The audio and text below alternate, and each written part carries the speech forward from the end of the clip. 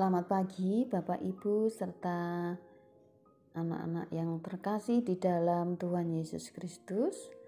Selamat berjumpa lagi dalam renungan satu hati, sapaan Tuhan tiap pagi.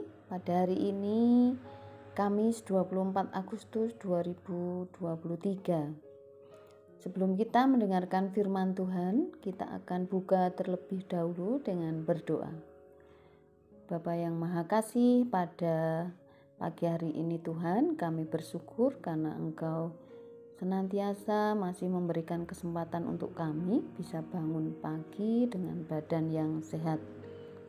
Kami akan mendengarkan firman-Mu, biarlah Tuhan berkati kami yang akan menyampaikan. Terima kasih untuk segala berkat Tuhan ketika kami istirahat semalam, sehingga kami boleh bangun dengan segar. Kami akan mendengarkan firman-Mu, biarlah Tuhan senantiasa menolong kami bisa mengerti dan melaksanakan dalam kehidupan kami sehari-hari. Dalam nama Tuhan Yesus Kristus kami berdoa, amin.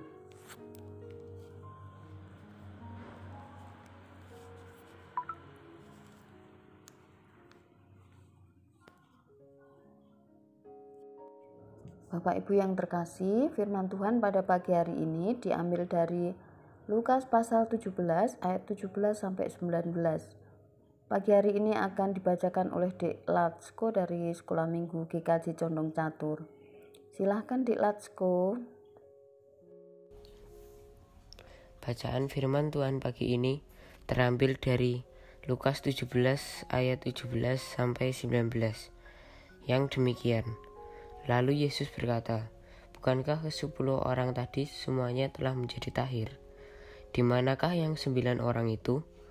Tidak adakah di antara mereka yang kembali untuk memuliakan Allah selain daripada orang asing ini?" Lalu ia berkata kepada orang itu, "Berdirilah dan pergilah. Imanmu telah menyelamatkan engkau." Demikian firman Tuhan.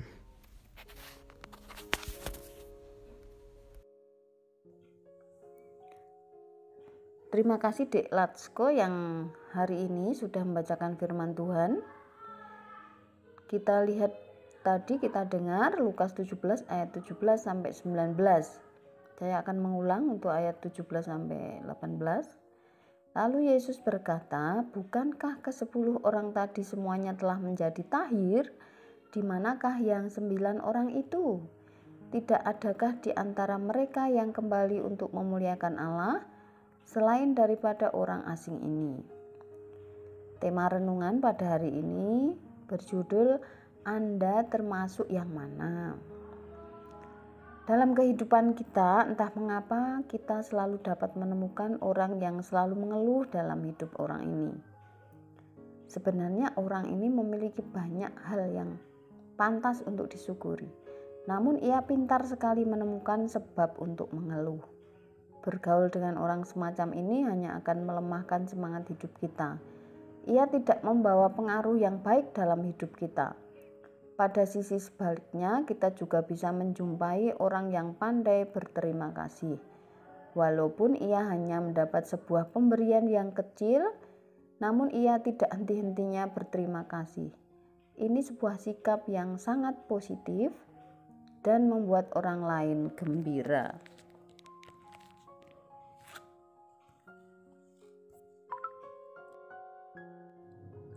Tuhan pasti lebih senang kepada orang yang tahu berterima kasih dibandingkan dengan mereka yang tidak bisa bersyukur. Kalau kita lihat dalam kehidupan kita, orang-orang yang senantiasa mengucap syukur kepada Tuhan dari berbagai agama, kalau kita lihat yang dekat dengan kita, misalnya saudara kita Muslim, ketika mereka mendapat sesuatu hal yang menyenangkan atau berkat atau apapun, pasti mereka mengucapkan alhamdulillah sebagai bentuk ucapan syukur. Dan untuk Kristiani juga kita melihat, mendengar dengan mengucap puji Tuhan. Tapi tentu tidak hanya melalui mulut saja kita bersyukur kepada Tuhan. Ketika kita mendapat sesuatu, mendapat berkat, mendapat kebahagiaan, kita berterima kasih, bersyukur pada orang-orang di sekitar kita. Dengan cara apa? Bisa berbagi berkat, bisa memberikan makanan, bisa memberikan senyum misalnya, itu pun tanda ucapan syukur pada Tuhan. Kalau kita di rumah tangga masing-masing, tentu ketika kita memberikan sesuatu kepada anak-anak kita mengucapkan terima kasih ya Pak, terima kasih ya Bu untuk hadiahnya, untuk jalan-jalannya, untuk makan siangnya, untuk makan malamnya, bisa bersama. Hati kita sungguh sangat merasa senang karena anakku tahu bersyukur, tahu berterima kasih kepada orang tuanya. Seperti kalau kita lihat ketika Tuhan menurunkan hujan, memberikan sinar matahari, Dia tidak akan pernah pilih kasih. Hanya orang-orang baik yang diberikan sinar matahari ataupun hujan. Itu diberikan kepada semua orang tanpa pandang bulu. Bisa dinikmati oleh semua orang tanpa kecuali. Terhadap hujan dan sinar matahari itu ada orang yang bisa bersyukur, namun ada juga yang mengeluh. Sering orang lupa berterima kasih kepada Tuhan sekalipun ia sudah menerima berkat-Nya. Sebenarnya Tuhan tidak membutuhkan apa-apa dari kita. Berterima kasih kepadanya lebih merupakan sikap yang baik yang perlu ada dalam diri kita. Itu akan menunjukkan bahwa kita adalah orang yang bisa menghargai kebaikan Allah, dan lihatlah betapa banyak dan melimpahnya kebaikan Tuhan yang kita alami dalam hidup kita dalam berbagai macam bentuknya. Marilah kita berusaha untuk menjadi orang yang tahu berterima kasih, bukan hanya kepada orang yang menolong kita, terlebih pada Tuhan yang berkat-Nya tidak berhenti dalam hidup kita. Karena banyak orang yang telah menerima kasih, namun hanya sedikit yang berterima kasih. Demikian renungan pada pagi hari ini, kiranya bisa menjadi pencerahan dalam hidup kita, mengingatkan kita untuk senantiasa mengucap terima kasih kepada Tuhan dan juga kepada sesama kita. Selamat pagi, selamat beraktivitas, Tuhan memberkati. Baiklah, kita akan tutup renungan satu hati pada pagi hari ini dengan berdoa. Tuhan, kami mengucap syukur karena sudah memberikan firman-Mu, sehingga pagi hari ini Engkau ingatkan kami untuk senantiasa terus bersyukur kepada Tuhan atas berkat yang Tuhan berikan.